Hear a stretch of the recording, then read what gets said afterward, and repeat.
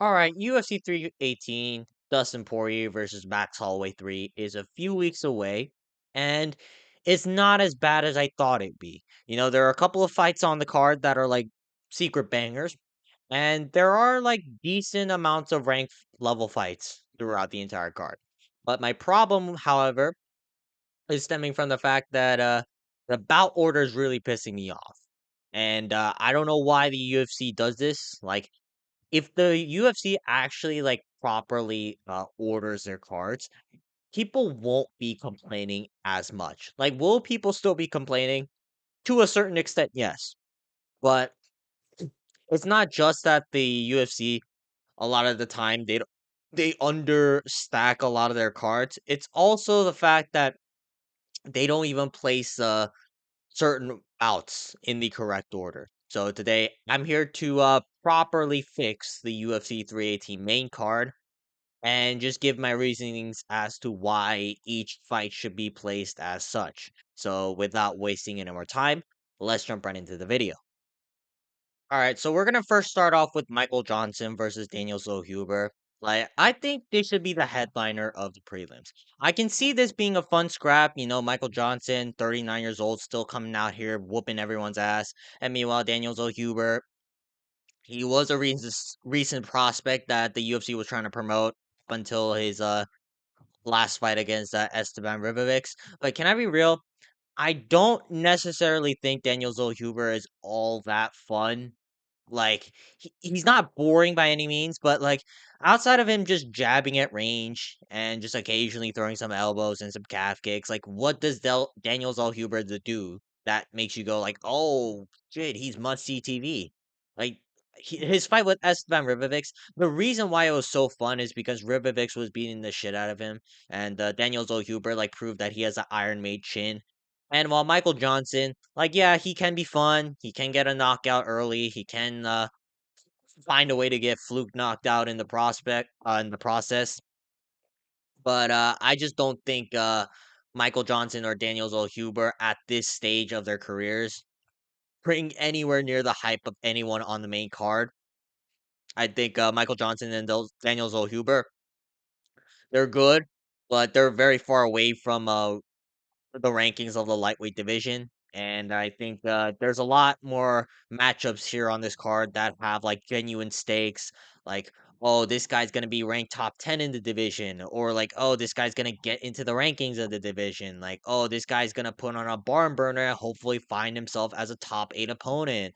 Like, I don't know. Like, there's a lot more meaningful and fun fights than Michael Johnson versus Daniel Zellhuber. And I could definitely see Michael Johnson kind of just using his, veteran skills and experience and just wrestle fuck Daniel Zellhuber. Because I don't think anyone's really done that against Zellhuber. And I think Michael Johnson can be the first guy to do so. Because although his wrestling isn't the best, he is capable of it. He's been in the UFC for a long time. And I don't think Michael Johnson's necessarily going to be stupid enough to just trade at range for 3 rounds if he's getting pieced up by the jab by Daniels or Huber. Alright, it can be fun. Maybe Michael Johnson can find the knockout, but, I don't know. This is just gonna be, I don't know. There's a lot more fun fights on this card, in my opinion, that deserve to be on the main card. Alright, now moving on, we got Marvin Vettori versus Brendan Allen. This should be the main card opener, in my opinion. Like, these guys both have beef, and both guys, they're pretty similar. They're both scrappy retards who, like, maraud forward. They love to use their chin. They hand their chin on a silver platter against every opponent they fight. And I don't know, like I think the press conference is gonna be very crazy watching both of them like just yell at each other like with complete nonsense. Maybe they can start a brawl in the middle of the press conference. Like we haven't had one of those in a while. Is it gonna be fun come fight week? I don't think so. I can see Brendan Allen doing some dumb shit. Like he can probably be like dominating Marvin Vettori on the feet before like all of a sudden trying to shoot a back take off like a head kick. Like I don't understand why Brendan Allen does that a lot of times. Uh I can see Marvin Vettori just kind of plodding forward and throwing two punches every minute. Like this isn't going to be the most barn burner action packed fight, but for the sake of the press conference, because we haven't had a fun press conference in a very long time, I think Marvin Vettori and Brendan Allen, they're very fitting to open as the main card opener for UFC 318. All right, now moving on, we got Dan Ige versus Patricio Pitbull. I don't really think people care about Patricio Pitbull at this point. Patricio Pitbull, he's coming off that loss to Yair Rodriguez, and he looked really bad that fight. He barely threw anything, and the one time he threw, which was in the third round, he didn't fully commit, and it was a very lackluster performance from Patricio Pitbull, in my opinion. That being said, Dan Ige, yes, he's very scrappy. He's cool. He can be a little bit boring at times if someone doesn't actively try to engage against him because Dan Ige, he can have a hard time trying to close the distance. And I can see both of these guys because they have a very similar style. Like yeah, they can find an early knockout, but at the same time, they can both try to just fight on the back foot, try to counter each other's punches. And at the end of the day, neither of them are really gonna make a move. Like I don't know. It's just that both of these guys they fight very similar, and I can see this going to a very lackluster decision. I hope it's gonna be a KO. I hope I'm wrong, but again, the hype for Patricio Pitbull died.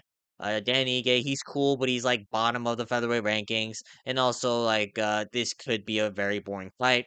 So I'm not gonna put this on that high up on the main card.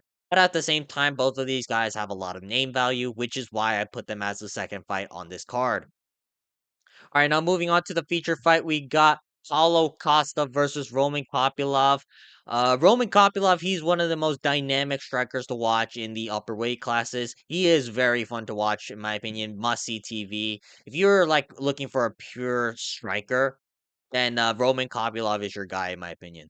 And meanwhile, Paulo Costa, yeah, he's been on the downward trajectory. He hasn't looked the best in a lot of his fights recently.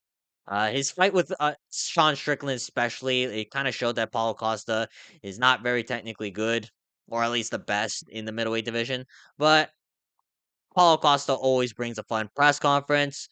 Roman Kopylov, he can have a good time just trying to piece up Paulo Costa, but at the same time, maybe Paulo Costa turns into the Costa of old and just marauds forward into Roman Kopylov and just proceed to beat him up in the later rounds after gritting through Roman Kopylov the onslaught in the first and second round. I don't know, I can see Roman Kopylov doing well, but at the same time, he does have a hard time knocking out his opponents. He can definitely hit hard. And but it's just that Paulo Costa, he's very durable, he's very tough, and I can see Paulo Costa just gritting through the first two rounds before maybe finding a way to come back in the third. But at the same time, you can't really trust Paulo Costa to show up.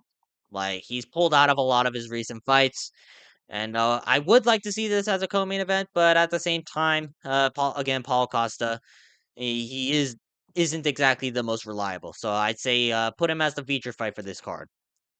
All right, now last but not least, we got Tyler Phillips versus Venicius Olivera. I think this should be the co-main event of the UFC 318. You know, Venicius Olivera is he can never be in a boring fight.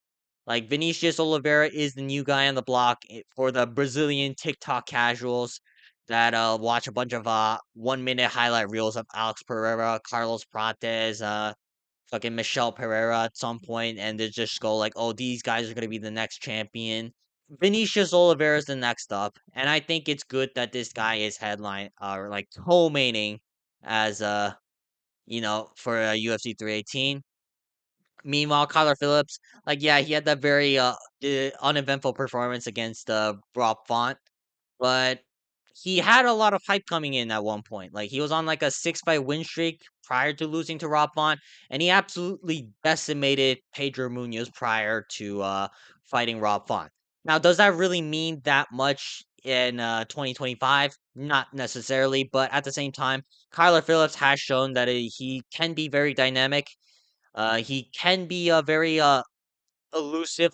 If Tyler Phillips fights a certain level of opposition, he can look like he's fighting in the Matrix. And meanwhile, Vinicius Oliveira, again, he's never been in a boring fight.